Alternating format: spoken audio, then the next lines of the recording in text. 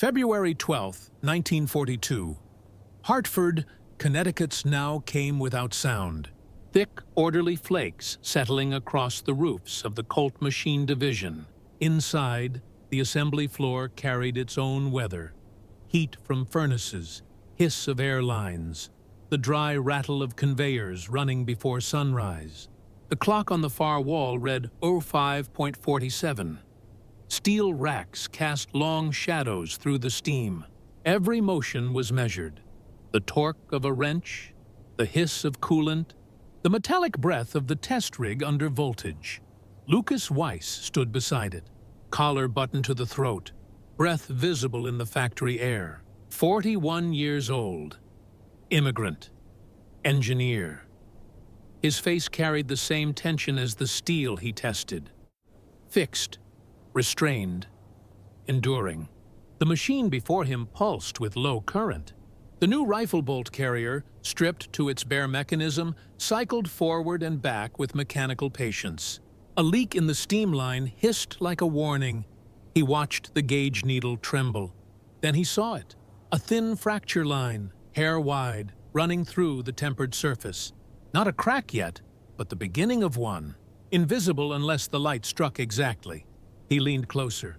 The sound around him flattened. Turbines, chains, the whistle of a distant freight leaving the yard. The order from the night before was clear. No more delays. Production must continue. Every crate packed and loaded by the 15th. Shipments bound for the docks, then the Atlantic.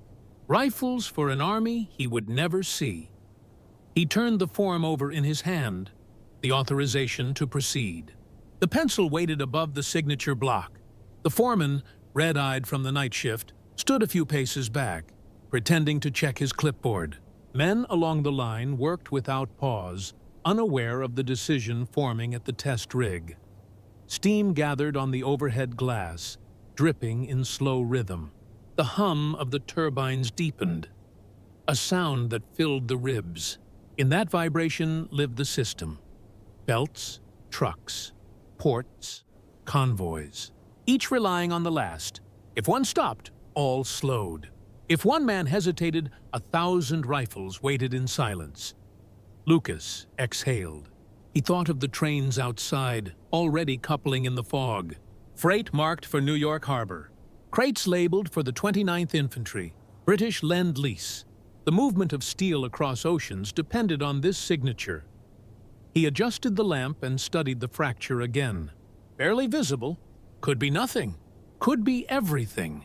He had seen this once before. A winter test in Brno, 1937. A similar fault, small as a hairline. But when stress came, the mechanism locked, and a man lost his hand. He still remembered the sound. Not the scream, the sound of metal jamming before it failed. He looked up. The foreman nodded, impatient. The pencil tip touched the paper, then paused. Somewhere down the line, a gearbox stalled for half a second, belt slipping, then caught again. The system corrected itself. The rhythm resumed. Lucas set the pencil down. He reached for the intercom switch. Static filled the air. He spoke once, quiet even, requesting the supervisor. A decision had been made. By nightfall, word reached management. Production halted for inspection. The delay cost 18 hours. No reprimand was written, no commendation given. The rifles shipped one day late, but none failed under fire. Weeks later, an officer from Ordnance visited Hartford. He shook Lucas's hand, said nothing else. In wartime, silence was often the only form of recognition. Years passed. The machines changed. The plant emptied. Snow still fell across the roof where the steam once rose. Somewhere, a rifle stamped with that day's serial number sits clean, unjammed. The system moved on. But one man, one moment, kept its clockwork intact. Would you have turned the wheel? Before the war, Lucas Weiss built turbines for municipal power in Brno. Machines that turned steadily, hour after hour, without complaint. He spoke little, moved with care, and never raised his voice above the hum of a motor. His workbench smelled of oil and graphite. On its edge, a line of pocket watches lay open, each in a different stage of repair. He fixed them in silence, winding them until their ticking synchronized. Precision was not a habit to him. It was a way of staying steady in a world that kept changing speed. When Czechoslovakia fell, he packed a single design folder and crossed the Atlantic under contract. A new name on a foreign payroll. In Hartford, he lived above a bakery where the walls shook slightly each dawn as the ovens fired. He timed his morning walk to the 0610 freight that passed 3 streets over, carrying brass and rubber toward the coast. He would stop, count the wagons, and continue. Routine as compass, order as language. At the factory, Lucas kept his tools lined in sequence, wrenches by size, files by wear, calipers polished clean.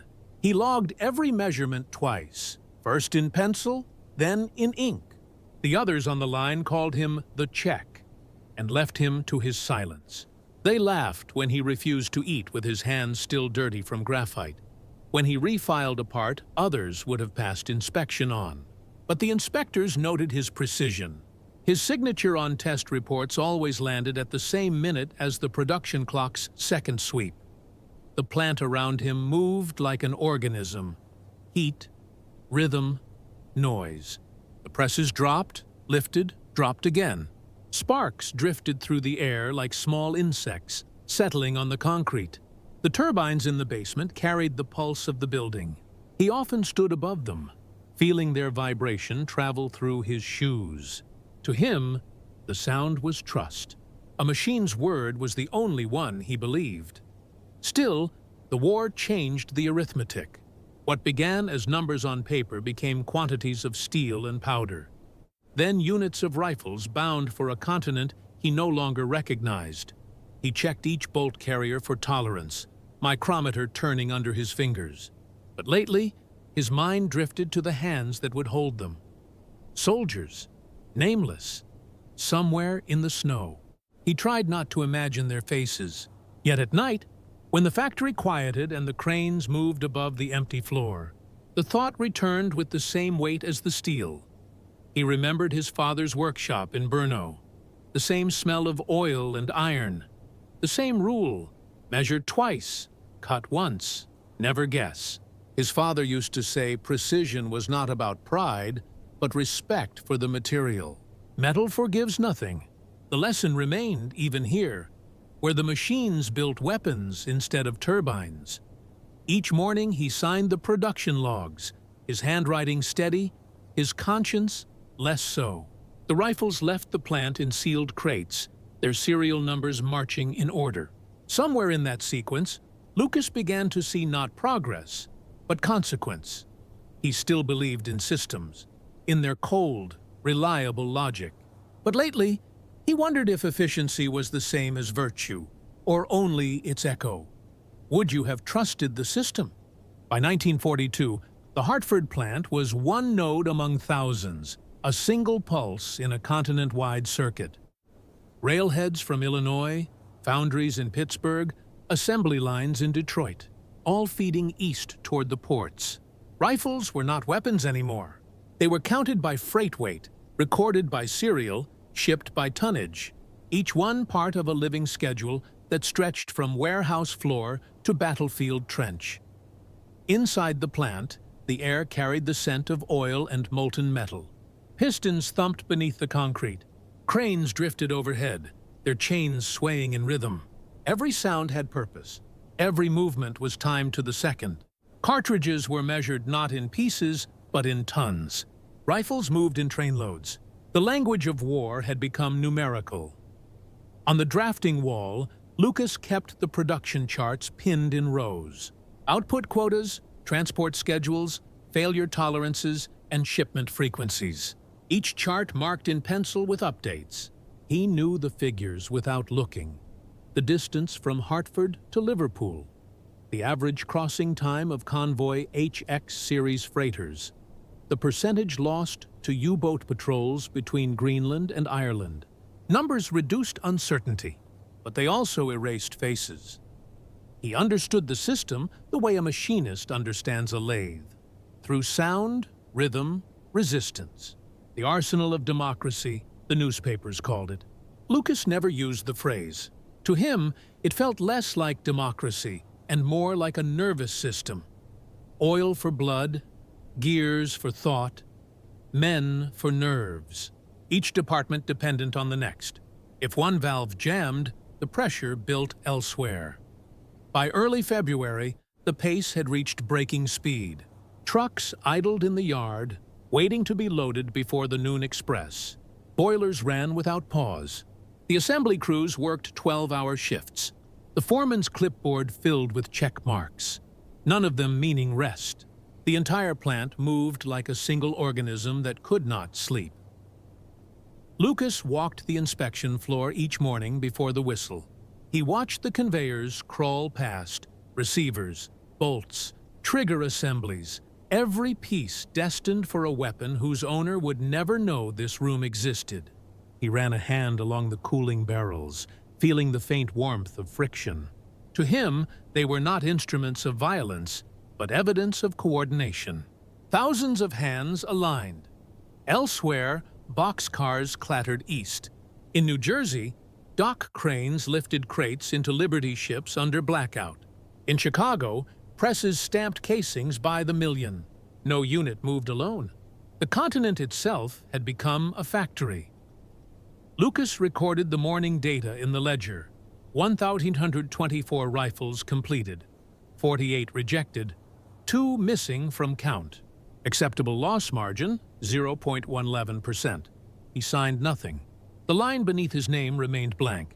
The fracture he had seen days before still haunted his calculations. A thin weakness invisible in the ledgers, but present in memory. He knew the truth. The system did not break from chaos, but from obedience too perfect to question. Somewhere in this vast rhythm, a single defective bolt could become the ghost in the machine. The noon whistle sounded. Steam bled from the vents. Workers moved on cue. The plant continued its cycle. Lucas folded the report, unsigned, and placed it in the outbox. By nightfall, the trains departed. The line kept moving. The system, alive and indifferent, endured. By March, the air in the plant had changed. The cold had lifted, but something else hung there. Not dust, not steam, but unease. Reports began to drift through the corridors like vapor. Field units in North Africa, rifles locking after extended fire. No one said failure. The official memo blamed sand, heat, poor maintenance. Still, the rumor carried weight. In factories, words moved slower than machines, but they never stopped. Lucas received the memo folded inside a shipment log. He read it twice, then went back to his bench. The test rig hummed, steady as always. Yet when he checked the new batch, he saw it again. The same thin fracture line, barely visible until the light caught it. Same pattern, same batch number. The steel came from a new supplier, approved during February to meet volume demands. A cheaper alloy, substituted without full testing. Efficiency had swallowed caution. He filled out a request for inspection. 3 pages, exact figures, no opinion. The reply came back the next morning. 1 line typed in black ribbon ink. Production must continue. Outside, snow had turned to gray water. Freight cars stood in rows along the siding, idling under drizzle, each one marked with stenciled codes. RD 742B, Dest, Norfolk. Condensation gathered on the couplings and ran down the rivets like sweat. Steam drifted from the locomotive vents in slow rhythm. Inside, the assembly line resumed its measured pace. The sound was almost perfect, almost symmetrical. But Lucas began to notice small irregularities. The under-lubricated click of a press that caught before it cycled. A conveyor that hesitated half a second before engaging. A torque wrench that no longer reset to 0. Tiny failures, invisible in the ledgers, but audible to those who listened. He wrote each one in his logbook. Date, time, anomaly, no commentary. pages filled, neat columns of quiet warnings. Every evening, as the plant emptied, he stayed behind. The turbines continued their low whine, echoing in the metal rafters. He stood near the test bench, reading his notes. Each line of ink felt heavier than the last. He had built his life around precision, clean data, measurable results. Now, the evidence existed, but no one would act. The system was designed to absorb friction, not truth. Shipments left on schedule. Trucks to rail, rail to port, port to convoy. The rifles bore his inspection mark, the small LW stamped beneath the sight base. Somewhere, across the ocean, men were cleaning those weapons under desert sun, trusting the steadiness of a craftsman they would never meet. Their lives depended on tolerances measured in fractions of a millimeter. Lucas lay awake above the bakery, the floor faintly vibrating from the rail yard beyond the river. The turbine's whine lived in his ears long after work ended. He thought of the fracture line, not visible but waiting. He asked himself whether silence could still count as loyalty. No one around him seemed to ask. In wartime, questioning the system felt like breaking it. Yet he knew the machine had limits. Even steel had a point where stress became failure. The difference was only time. By April, his logbook contained 47 entries of irregularities. None had been answered. The plant kept moving, precise, unbothered. The trains kept leaving. He began to wonder which would break first, the rifles or the silence. Would you have stayed quiet? April arrived with clearer skies and heavier trains. The snowmelt turned the rail yard to mud, but the freights still rolled, iron wheels cutting through the gray. Each one carried crates stamped with the same markings, the same promise: continuity. The plant gates opened before dawn, workers filing in with lunch tins and thermos cups, each man a rhythm in the larger machine. The siren blew once. Work resumed. On Lucas's desk lay a sealed envelope, official, thick paper, typed in black ribbon. The directive was clear: do not halt production without authorization. He read it 3 times, tracing the letters as if the ink itself carried authority. Orders came from Washington, translated through offices, clipped to memos, and handed down until they landed here. A man, a bench, a decision. Procedure was not questioned. It was followed. For most of his life, Lucas had found comfort in that order. The rulebook was the same in every country: measure, report, obey. It was a system of logic immune to noise. But lately, the logic felt thinner. The fracture lines were back. Not one, not two, several, all from the same lot. The same cheap alloy, the same heat signature. No misreadings, not coincidence, pattern. He logged the findings quietly, date and lot number, as always. Then he stopped. His pencil hovered over the margin. The word recurrence came to mind, but he did not write it. He closed the logbook and sat still, listening. Around him, the plant kept breathing, a steady inhalation of labor and steel. The presses struck in rhythm. The turbines hummed. The air smelled of carbon and cutting fluid. The system, alive in its own way, moved without thought. Workers trusted the process. Lucas trusted the metal. The difference between them was only the sound of hesitation. He began to think of alternatives. A small adjustment. Nothing drastic. Nothing visible. The tempering schedule could be shifted by a fraction of a degree, just enough to strengthen the steel without requiring approval. It would mean rewriting the process card. A violation, technically, but so small it might pass unnoticed. The idea lodged in his mind like a bearing that refused to seat. He considered the risk with mechanical calm. One change, if discovered, could mean dismissal. If ignored, the fractures could multiply, invisible until stress found them. The equation was simple. The outcome, not. Outside, a train horn sounded, long and low. He pictured the rifles loaded in the boxcars, stacked in crates, each stamped with his initials beneath the sight mount. Across the ocean, some would jam before firing their third round. Others would not. A margin of error, acceptable on paper, fatal in practice. When he closed his eyes, he saw a soldier's hands gripping a frozen rifle, bolt locked mid-battle. Not imagination, engineering. A simulation of failure played in silence. It did not frighten him. It persisted, mechanical and precise, refusing to leave. By afternoon, Lucas walked the production line again. Slow steps, counting rhythm, watching the metal flow through the process he had helped design. The rational path was obedience, but rationality, he realized, was not the same as truth. At his station, he took the process card, erased the existing number, and wrote a new one, half a degree higher. Barely visible. A change so small it might go unnoticed, or alter the outcome of thousands. He replaced the card, closed his logbook, and left the bench without looking back. The turbines droned, indifferent. The plant continued its breath.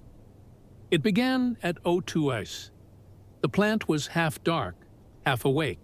A hum under concrete, the slow rhythm of machinery left running through the night. Maintenance hours were routine, unobserved. Steam bled from the valves and curled through the rafters, a slow drift that hid motion. Lucas moved through it with deliberate pace, his clipboard folded beneath his arm. He knew which furnace to reach, which gauge to ignore. The flame burned steady, its color a muted orange. He unlocked the control panel, hands blackened from graphite dust. The adjustment would take seconds. Half a degree, not more, enough to shift the structure of the alloy, tighten the grain, eliminate the flaw. On paper, no difference. In metal, everything. He turned the wheel slightly. The valve hissed once, then steadied. The new temperature settled without alarm. The operator on duty sat against a crate, coat pulled up, half asleep. To him, the dials showed nothing unusual. Lucas watched the numbers climb in slow increments, the rise so measured it could pass as drift. Industrial systems moved like this, quiet, obedient, massive. They noticed only large errors, never small corrections. He stayed beside the furnace while the heat built. Each degree took time. The air grew heavier, sharp with iron oxide and burnt oil. Drops of condensation gathered along the pipes and fell to the floor, vanishing in the dust. The glow deepened, then leveled. Inside, the metal changed color, faintly, like breath fading on glass. By 04:30, he began the cool down. The hiss softened. The motors wound down. The test bolts were withdrawn, still red, cooling under a thin film of powdered grit. Lucas marked their position, their batch code, and waited. He didn't pace. He watched. The color dimmed through red, then brown, then gray. No cracking, no shift. The surface held smooth, stable. When dawn came, the first whistles sounded from the yard. Workers filed in, boots echoing over wet concrete. The foreman arrived with a clipboard, yawning, stamping his gloves. He glanced at the gauges, signed the sheet, and moved on. Everything was within range. Lucas's process card sat on the same hook as before. Unchanged. Officially. Production resumed by 07 Sacru. Conveyors engaged, presses locked into rhythm. Crates rolled down the line, labels pasted, sealed. Nothing appeared different. But in the heart of the system, the correction had taken hold. A deviation hidden beneath compliance. Outside, drizzle hung low over the freight yard. Trains idled under fog, their steel sides glinting faintly. A crane shifted, couplers clanked, sparks struck from wet rails like flint against stone. Lucas stood by the loading dock as the last car connected. The wheels began their slow roll east toward the coast. The sound was hollow, deliberate, final. He didn't feel victory, only the precision of completion. The act had been both forbidden and necessary. One the system would neither record nor forgive. In the ledger, everything remained exact. By noon, the furnaces burned again, steady, indifferent. He filed the logbook under the same date, same signature. No marks, no hesitation.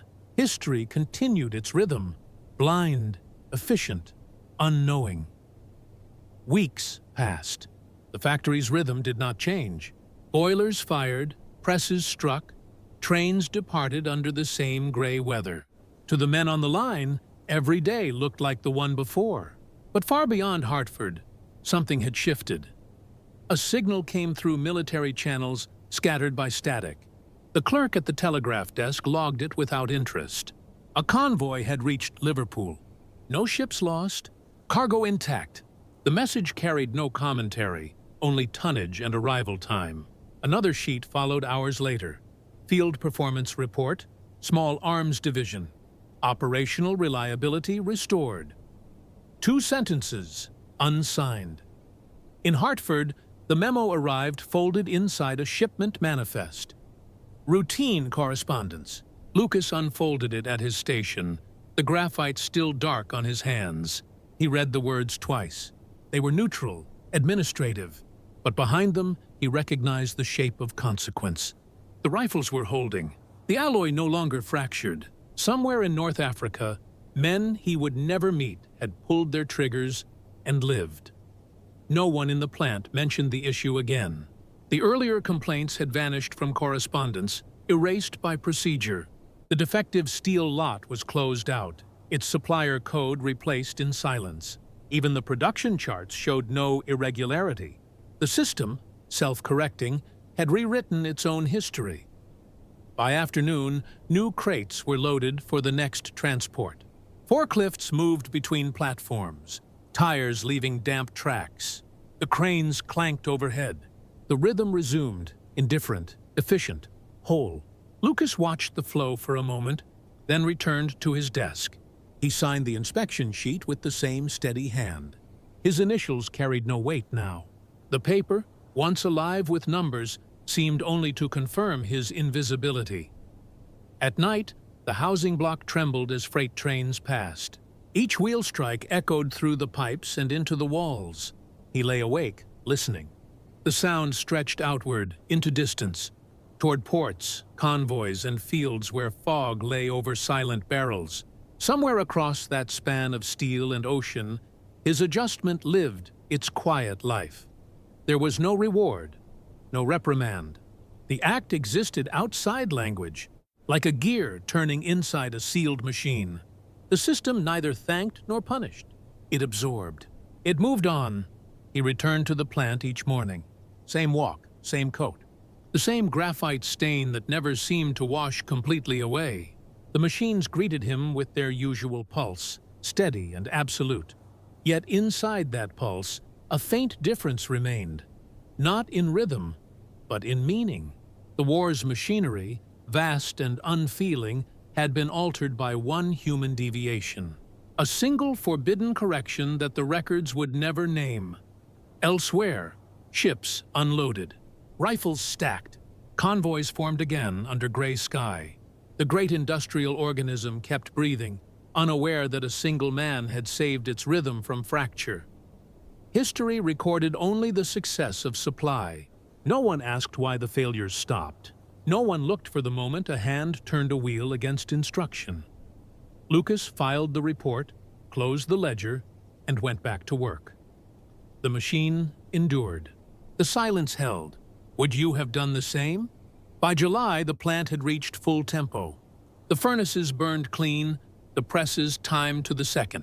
Workers moved in practiced loops, measured, wordless, precise. Nothing in the air suggested an investigation, yet word traveled before the man arrived. The inspector came from Washington. His uniform was immaculate, his questions routine.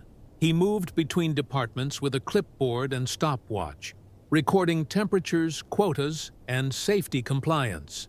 At Lucas's station, he paused. A glance over the gauges, a tap on the logbook. One question, procedural, harmless.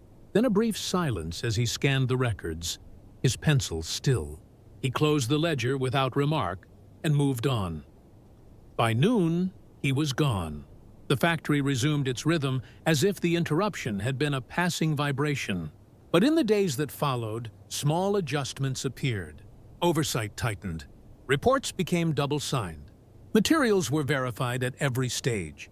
And one morning, Lucas's assignment changed. He was instructed to train new machinists. No reprimand, no commendation.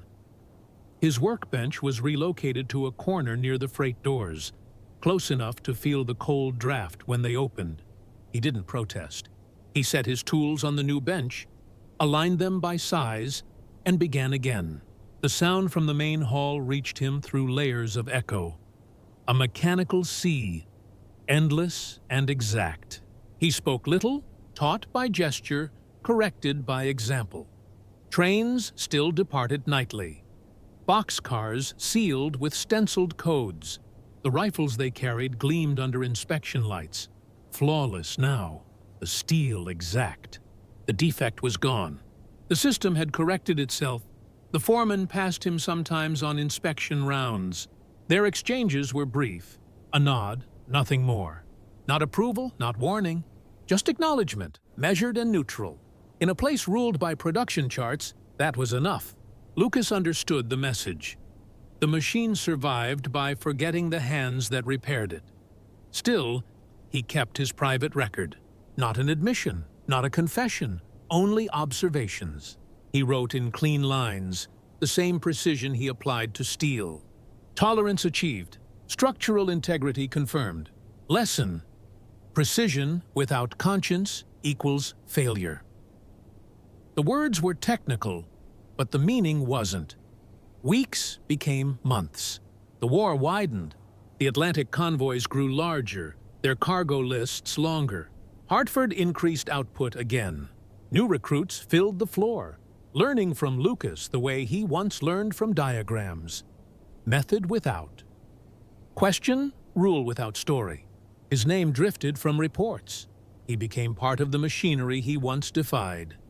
Outside, the river carried the reflection of smokestacks into the dusk. Inside, the presses beat on. A rhythm that no longer needed him, but still bore his signature hidden in process tolerances in the steel that did not fail. History would remember generals, not machinists, medals, not maintenance. Yet, inside the sound of engines and rivets, a trace of his decision remained. Quiet, unseen, indestructible. He finished his log for the night, closed the cover, and wiped his hands clean. The graphite smudge never left. After the war, the plant changed its rhythm. The furnaces cooled, the presses stood silent for a week, and the smell of oil thinned from the air. Then new orders arrived. Peacetime contracts, civilian models, kitchen appliances, the same machines, retooled, the same hands, now turning bolts meant for homes instead of front lines. By winter, the military markings were painted over. Crates once bound for convoys now carried spare parts for automobiles. The War Departments sent closing statements, inventory reconciliations, and production summaries. None contained the name Lucas. Somewhere in the conversion, his personnel record was absorbed into the new structure. The nationality column was revised. The employment date blurred between departments. On paper, he became a trace without an origin. He left Hartford quietly. No ceremony, no farewell. By train, he moved east, carrying a single case of tools. In New Jersey, he rented a small workshop near the railway yard. There, he repaired clocks and pocket watches for neighbors who never asked where he had learned such precision. They brought him pieces with broken springs, warped gears, frozen balance wheels. He worked slowly, unhurried, his hands remembering metal as if it still held the weight of wartime steel. Elsewhere, the rifles continued their long service. Many were scrapped, others stored in depots, a few preserved in collections. Decades softened their edges. The bluing faded, the stocks darkened. Yet deep inside the receivers, the corrected alloy held. The structure remained sound, uncorroded. Each weapon carried an unseen lineage. The moment one engineer had altered a furnace setting by half a degree, refusing to let failure repeat, In National Archives, the design was filed under domestic modification, origin unverified. The description was brief, factual, uncurious. Future historians would skim the line, seeing only administrative shorthand. They would never know it marked the hinge of survival for countless soldiers who once trusted the weapon's trigger. Lucas aged quietly, his workshop filled with the rhythm of ticking clocks, mechanical hearts keeping civilian time. Sometimes, when the night trains passed, their rumble brought back the memory of the factory's pulse. He would pause, listen, then return to his work. He kept no medals, no photographs. Only a single notebook survived him, its final page left unfinished. The world moved on. The factory was demolished, replaced by a storage complex. The war receded into museums and documentaries. But the steel endured, in relics, in fragments, in the alloy that never failed. Industrial history records systems, not choices. It measures output, not conscience. Yet every vast mechanism depends on one small deviation. The moment a worker, unseen, decides not to obey the flaw. The immigrant engineer who changed the furnace by half a degree remains unnamed. But the metal remembers.